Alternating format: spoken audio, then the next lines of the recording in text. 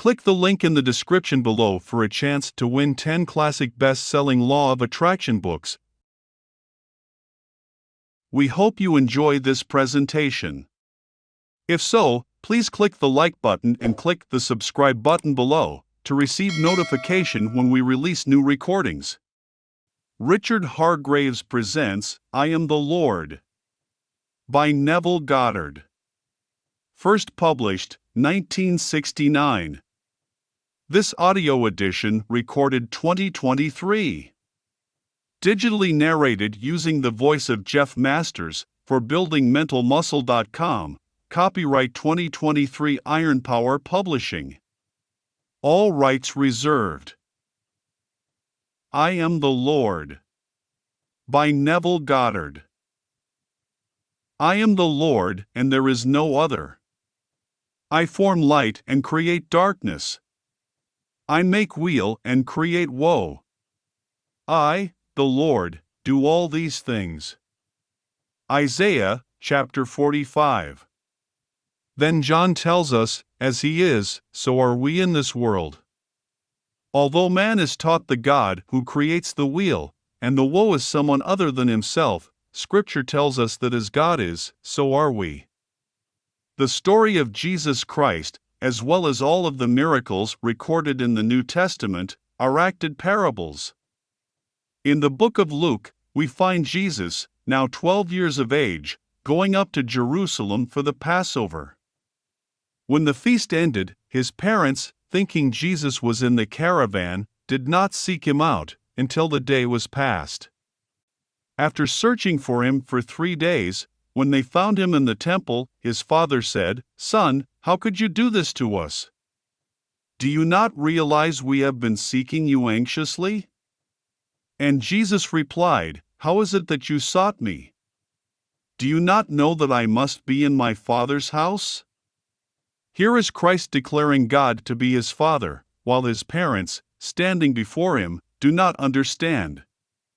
If you are seeking the cause of the phenomena of your life among your kinsfolk, your acquaintances, or teachers, you will never find it, for you are God's temple, and the Spirit of God dwells in you.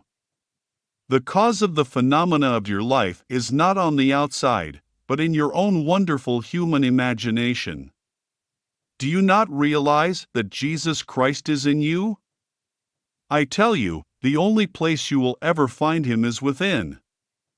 The life of Jesus is a pattern which will unfold in you, an individual, when you discover yourself to be the cause of your life, for as he is, so are you in this world. Our religious leaders teach Christ as someone on the outside who is different, who overcame, and is now living elsewhere.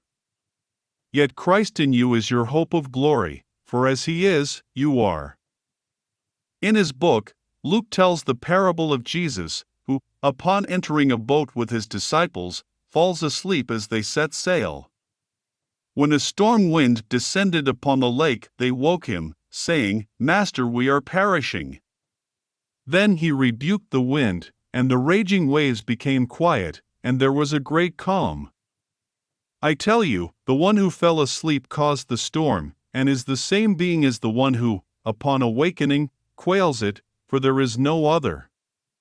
In this world, Christ is asleep, and the wars, confusions, depressions, and horrors appear because of his dreams. And the world will know no peace, happiness, wealth, or joy until Christ awakes. If you are unaware of your imaginal activity, you are asleep relative to it. You could be dreaming noble, lovely dreams or ignoble ones, but whatever you dream, Christ will externalize. Man is the ark of God in which Christ, God's creative power, is contained. I am the ark of God, not a phantom of the earth and sea. I am the ship in which Christ sleeps, as he dreams the storms of my life. And when he awakes, I will know calm and weal. Your own wonderful human imagination is Jesus Christ. Now individualized as John, Mary, Sam, or Sue, you are Christ's outer projection, surrounded by woes and weals because of his dreams. God, as your imagination, can never be so far off as even to be near, for the nearness implies separation. Wherever you are, I am.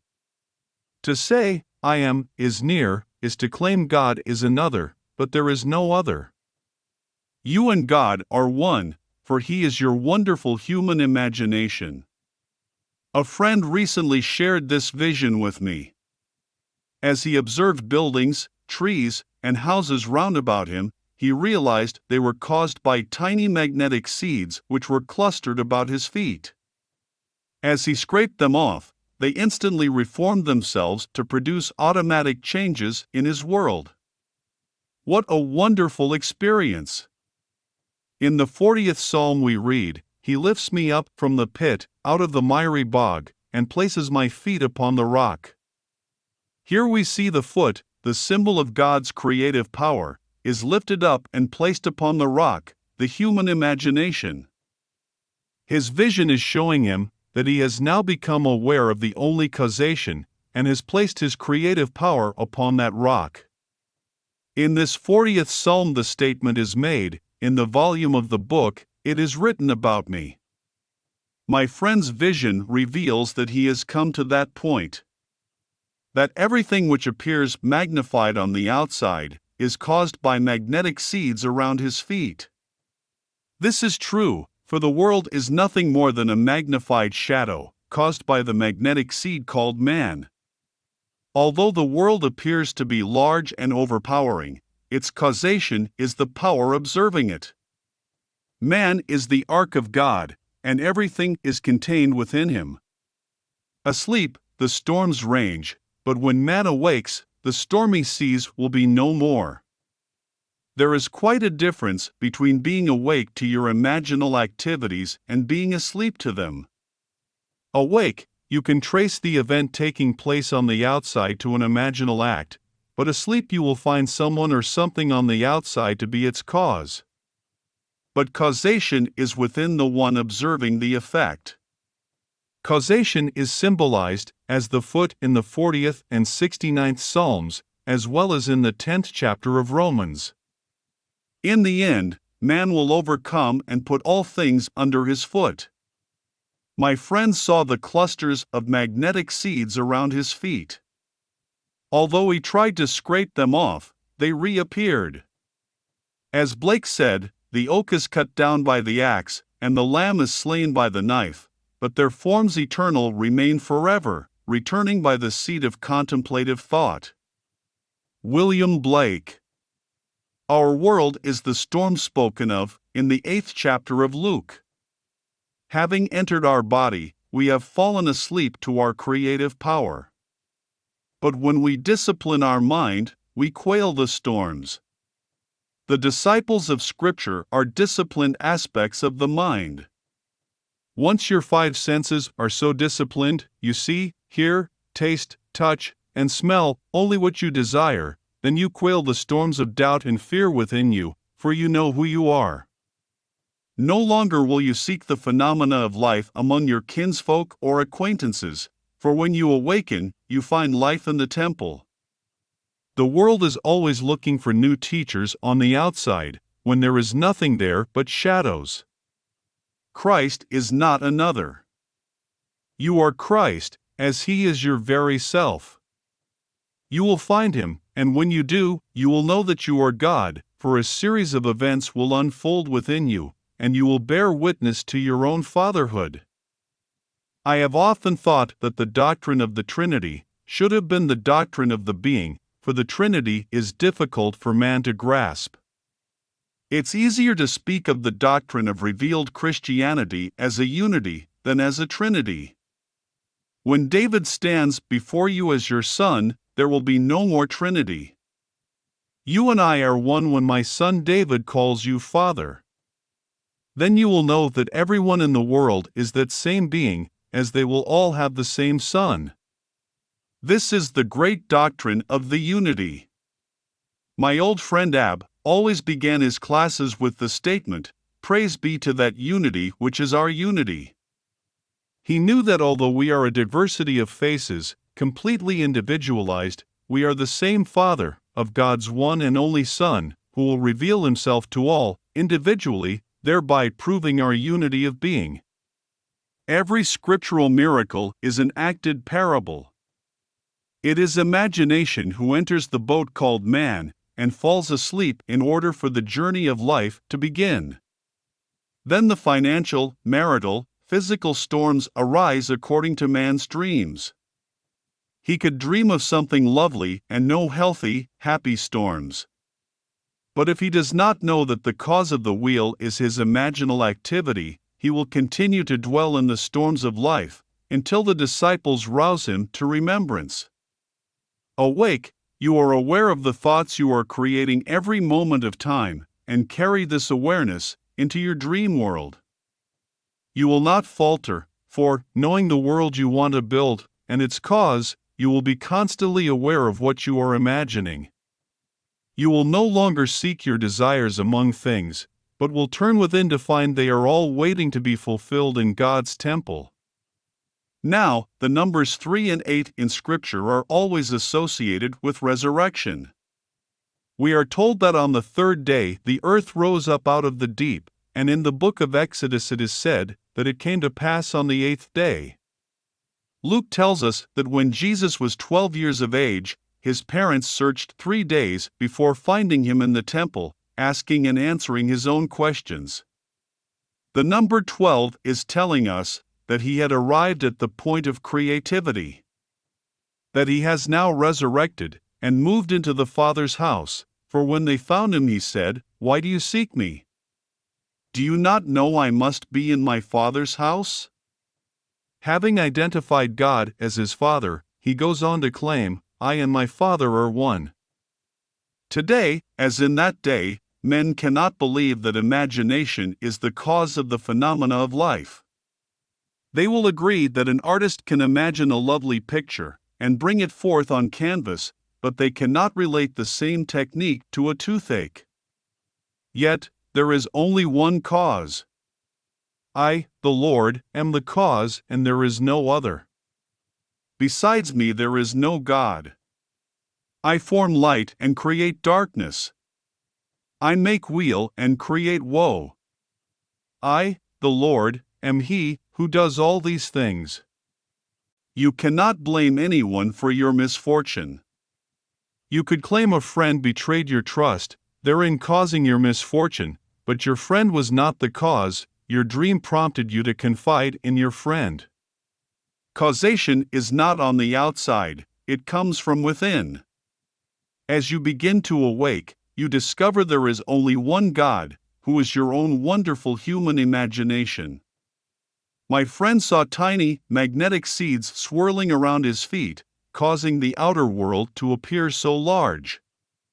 These seeds of contemplative thought are so tiny they are often ignored, and even scraped off, but awareness causes them to reform themselves instantly, to magnify their new formation in the outer world. If imagination seeds did not reform themselves, the outer world would vanish, and leave not a trace behind, but they do, for the seeds are contained in man. You have the power to rearrange your thought seeds to produce a different pattern in your outer world. This is done by a change of attitude. Think of the world as different, and as you do, you have scraped off the little magnetic seeds, thereby causing their rearrangement. This is the world in which we live. Now, when imagination lifts us up from the pit and places our feet upon the rock, we stand on our own feet. No longer will we stand upon the foot of another, giving the other either our praise or blame. We can, however, be gracious and kind, and thank another for the role he played in our drama. But when we stand on our own feet, we realized that everything that happens, be it good, bad, or indifferent, is because of our attitude towards life. Every person, place, or thing is animated and rearranged from within, for as he is, so are we. A good Christian would call that statement blasphemy, yet I am quoting the first epistle, the 4th chapter of the book of John, as he is, so are we in this world. This thought follows on the heels of the definition of God as love. And because God is love, He will not change your imaginal act, but will allow it to be externalized. If God changed the act, there would be two of you, one who imagines and one who changes the imaginal act. But, being all love, God instantly plays the parts designated in your imaginal acts and suffers with you because He is dreaming. But one day love will awaken within your skull. He will resurrect and you will begin the real drama, which is to discover your true identity. Coming out of your immortal skull, all of the imagery of Scripture will surround you. The child and the witnesses will be there, but they will not see you, for you will be spirit. While witnessing your spiritual birth, they will speak of you and identify the child as yours, but you will be invisible to their mortal eye. As the great drama unfolds, it appears to take place externally, yet it is within, for you contain eternity within yourself. If to you a storm is raging, remember, it is only raging, because you are not aware of your imaginal activity. By disciplining your thoughts, you rise from the sleep of unawareness, and become aware of what you want to imagine. Then the world will change, to conform to the change in you. The storm will subside, and there will be a perfect calm. Do not look for God outside of the temple, for you are God's temple, and the Spirit of God dwells in you. Ask the average person where he thinks God's temple is, and he will point to a synagogue, cathedral, or church, but God does not dwell in houses made with hands. God is Spirit and dwells in His living temple. Imagine, and God is acting. Believe in the reality of what you are now imagining. Rearrange those little clusters around the foot, and when they are fixed with feeling, relax in the knowledge that your outer world will conform to the new fixation. Although the world appears external, its reality is within, as you are its creative power, dreaming the world into being, for you are an immortal being, wearing a garment of mortality. One day you will awaken from this fantastic dream, to find yourself enhanced by having experienced the mystery of death. I ask you now to take the challenge and change your thinking, although I know it is not an easy thing to do. I have known those who so enjoy hating another that they do not want to change. They seem to receive a certain pleasure out of hating, and do not realize that they are only hating themselves. I remember a man in New York City during the Second World War who claimed he despised Roosevelt. Every morning when the man shaved, he would talk to himself in the mirror, imagining he was telling Roosevelt everything he disliked about him. The gentleman attended my meetings, and when I confronted him with his imaginal acts, he said, "I pay $10 to see a Broadway show, which does not give me the joy I receive during that 10 minutes in the morning." Well, this man created his own storm, for the venom that he spewed out every morning returned to him. He lost his New York City home, then went to Florida, where he lost everything there. I tried to tell him to awake, that he was sleeping and only dreaming that Roosevelt was the cause of his world. But he could not believe me. He came from a Germanic background and could not get over the fact that we were at war with Germany. He blamed Roosevelt, even though he knew Germany had declared war on us. He could not see the war as a bad dream, and he was confusing it, making the storm rage, by the pleasure he received, telling Roosevelt off as he shaved. It's entirely up to you what you think. If you want to hate someone, you can augment it through intensity and persistence. The same thing is true if you want to love someone, for your human imagination is the only God you will ever know, and He is in His temple, that temple you are. The parents, meaning tradition, sought Jesus on the outside, but when they found Him within, He said, "Do you not know that I must be in my Father's house?" But they could not understand. When I have told rabbis, preachers, and priests that I have seen David of biblical fame, they laugh. And when I go further, and tell them that David called me Father in fulfillment of the 89th Psalm, which states, I have found David, he has cried unto me, Thou art my Father, my God and rock of my salvation. They stand silent, unable to make the Bible their biography. As long as you think the Bible is speaking of someone other than yourself, you will never understand it. The entire book, from beginning to end, is all about you, individually. You are the one who will find David. It is you he will call, my Father, my God, and the rock of my salvation. David will literally stand before you, as a young man just coming into adolescence. It is the same David who cried out in the Old Testament, You will not leave me in the pit, in the miry bog. And you do not. You awaken and, after 3 days you find him in the temple and Scripture is fulfilled. I tell you, you are an immortal being whose autobiography is recorded in Scripture. Having inspired the prophets of the Old Testament, you came into the world to fulfill their words in the New.